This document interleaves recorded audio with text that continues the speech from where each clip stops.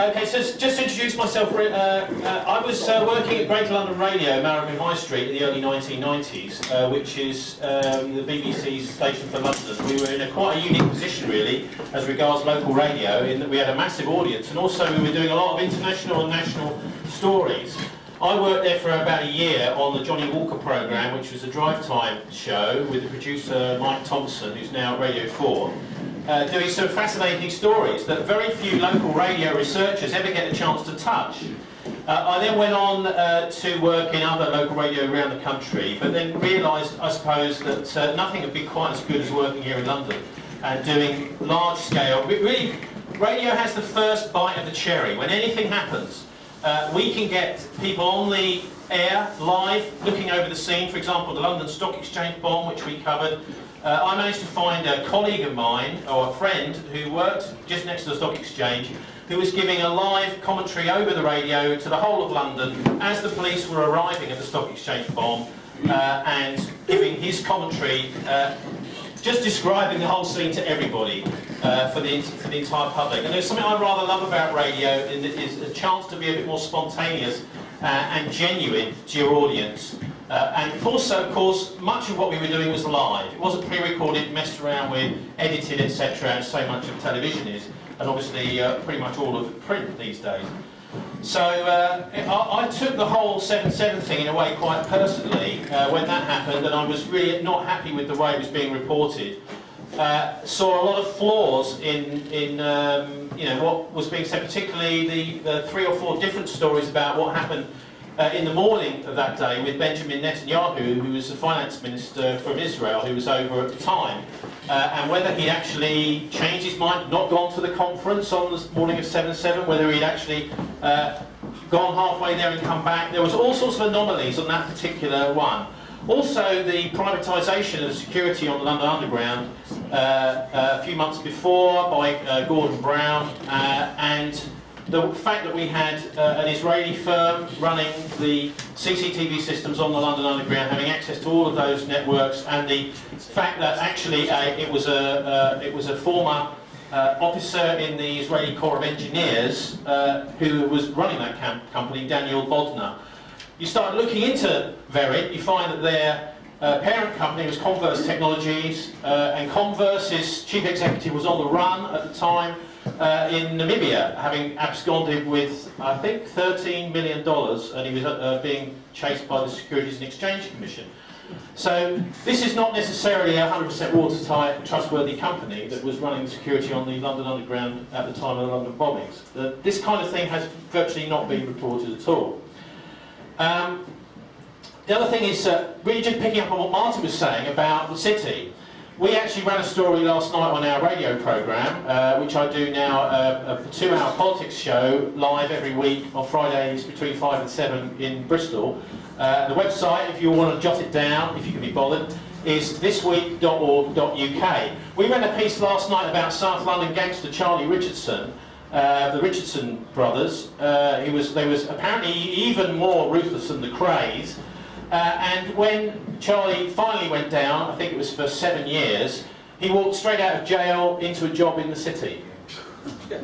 So you can get an idea of the sort of people that are being recruited into the financial institutions in this country. Anyway, more about, this whole session is supposed to be about how things really work. And I think actually it's very simple. It's still just the way it's always been, about selfish people versus public-spirited people. Are the people who are in public positions selfish, working for their own interests, or are they working for genuinely in the interest of everybody? In the old days, it used to be very important for politicians to have credibility, that they really were decent people working for the public's good. Now that seems to have gone totally out the window, with Liam Fox clinging on for grim death, David Cameron clinging on to Liam for grim death, when he's clearly a compulsive liar. He's been made absolutely clear that he's lied several times in answers to questions by parliamentarians, and yet still they want to hold on to him and hold on to him until the very last minute. These people are clearly not public-spirited types.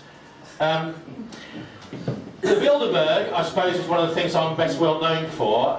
When I was living in Oxford, I did a lot of research in the Bodleian Library, drilling down into some of the origins of the Bilderberg conferences, because I was quite aware that as a journalist, that very few journalists knew about this organisation, and also I was really quite horrified to see that much of the coverage, much of the writing about it, apart from in this chap's magazine, a particular good article by Mike Peters called Bilderberg and the Project for European Unification, was from the far right, and really discredited a lot of the good information that there was about the Bilderbergers, and it seemed to be a very tainted area. So I thought, well, let's get my journalistic teeth into this. One of the things that I dug out was that there were quite a lot of connections with Freemasonry, particularly the guy that started it, Joseph Rettinger, a Polish bloke who was working for MI6. He was one of the people that created it, and it's quite clear he was a Freemason. In fact, in Polish now, there is quite a lot of work going on in the Polish language in looking into Rettinger as the Poles realised what an important figure he was. Another chap involved in the Bilderbergs who was a Freemason is the last person that organised a conference in Britain, which is Andrew Palmer. He organised the Turnberry conference in 1998. He, for some reason, put his CV on the internet, or was on one of these article search services, and someone sent it to me, his Palmer's CV. He was the PA to the Duke of Kent, who's the chief of, or the Grand Master, in fact, of Scottish Rite and World Freemasonry based in Covent Garden here. So obviously there's quite a close connection there. The other thing is Carrington as well, is there's a lot of evidence that he's a Mason, certainly absolutely cast iron evidence that his father was a Freemason, and Peter Carrington was the chairman of the Bilderbergs. Just a quick introduction for people that aren't necessarily very familiar with who the Bilderbergers are. They were created back in 1954 by Prince Bernhard of the Netherlands, who was in the SS in the run-up to the Second World War. He was one of the first people to join the SS, in fact, very enthusiastic member at the time. And he was the first chairman, and he convened with Rettinger the very first meeting in 1954 in Oosterbeek, in Holland, in his own hotel. It was Bernhard's hotel, called the Bilderberg Hotel, which is where the organisation gets its name from. And it's very closely connected with NATO at all levels. It seems that only people from the, well, it's quite clear, only people from the NATO countries ever get invited to the Bilderberg conferences. Except this year, the Chinese have been. But it's very much connected with NATO. And Thierry Masson at Voltaire Network did a fantastic article this year, just in the run-up to the Bilderberg conference, joining all those dots between NATO and the Bilderbergers.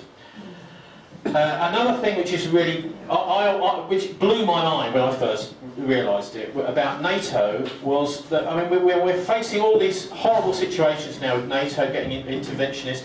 It's the North Atlantic Treaty Organisation. The treaty is there to defend North Atlantic countries from attack from other places. What they've gone now, because we've got peace, NATO is looking for something to do, and it seems to be kicking around the world looking for trouble. The latest intervention in Libya is just another one. It's following on from Afghanistan, Serbia and Kosovo.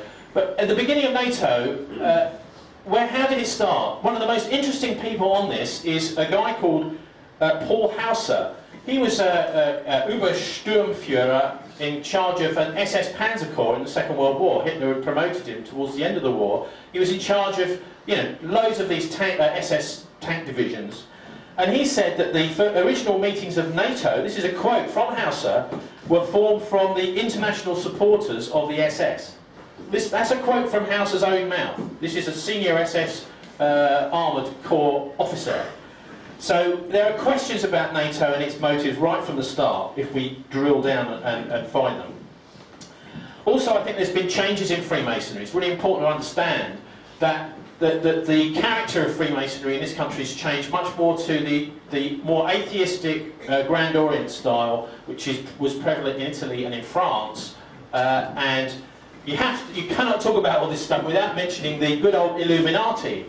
Now, I don't think that the Illuminati is necessarily operating today in any kind of form, but it's important to understand, if you go back to the late 1700s, you can see exactly what they were up to within Freemasonry. And I would suggest the best source on this is John Robison's book. And Robison was a Freemason himself, and he was disgusted to see the way that the new organisation, the Illuminati, was taking over his beloved Freemasonry. So he wrote a book called The Proofs of a Conspiracy Against All the Religions and Governments in Europe in 1793, exposing the destruction of the organisation that he loved. He was a close personal friend of James Watt, who was the inventor of the steam engine. Robeson was also the secretary of the Royal Society in Edinburgh. So I think we can see, at least the way I think this works, is through cults, ultimately. Obviously, the Freemasons aren't the only cults out there. We've got Scientologists, we've got Jehovah's Witnesses, we've got all sorts of weird cults. But this is how I think the selfish dress themselves up to be public-spirited through the whole sort of cult system. On the positive side, if you can find any in all of this, I like to... okay, 1 minute. I like to look at J.R.R. Tolkien, actually, funnily enough, as his picture of the world we see now has some very powerful symbols which relate, I think, to this cult of Freemasonry angle. One is the eye of Sauron in those films. Seems to me to look very much like this kind of Illuminati eye, you know, the eye in the pyramid style thing. And then you've got Saruman. He's supposed to be a good guy, he's a wizard, but he throws his lot in with the forces of darkness. He betrays all his fellow humans and becomes an evil wizard. His symbol Tolkien used for him is the white hand. Now, if you ever go anywhere near the Freemasons, you'll see they all put these little white gloves on as they go into the lodge. And everything they do has got white gloves. So the white hand, I think, is a symbol for Freemasonry. And the nice message, of course, in The Lord of the Rings is that the little guy triumphs. The small people can win over what seems like impossible odds. And actually, I think that's one of the things that we have a spirit in this country, is we like to see the little guys triumph over the big guys. Despite the fact that these people have fantastic amounts of power in this secret government, and the Charlie Richardsons of this world now in the city, actually I think we will triumph over them ultimately. I don't think there's any real doubt about that. They think that they've got it, but the thing is that they believe far too much of their own propaganda. So thanks for listening to me.